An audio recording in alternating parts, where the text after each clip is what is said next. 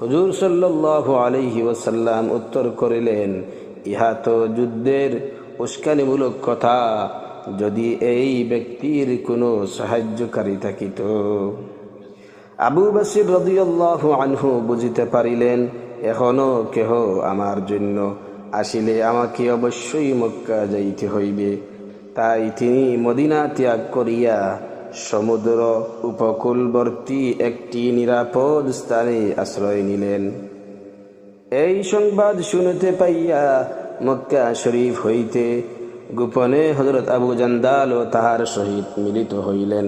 এইভাবে যে কেহ নতুন মুসলমান হইত, তাহাদের সহিত আসিয়া যোগদান করিত।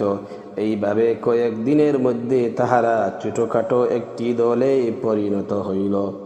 কিন্তু এই নির্জন জনমানবহীন শূন্য প্রান্তরে খাওয়া পড়ার ব্যাপারে তাহারা এক ভীষণ সমস্যার সম্মুখীন হইলেন।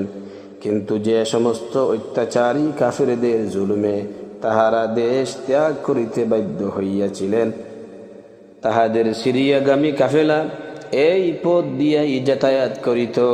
ইহারা ওই সমস্ত কাফেলা লুণ্ঠন করিয়া নিজেদের জীবিকা ব্যবস্থা করিতেন।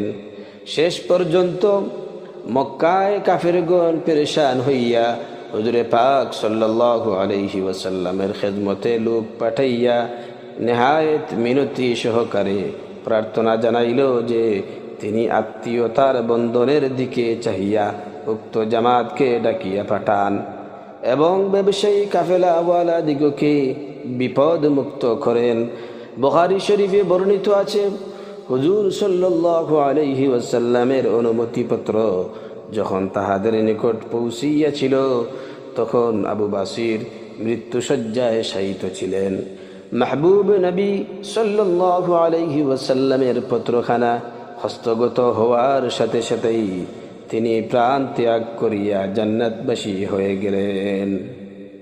সত্য দিনের প্রকৃত অনুসারী যত বড় বিরুদ্ধ শক্তির মোকাবিলায় পতিত হোক না কেন, সে ধর্ম হইতে বিমুখ হইতে পারে না।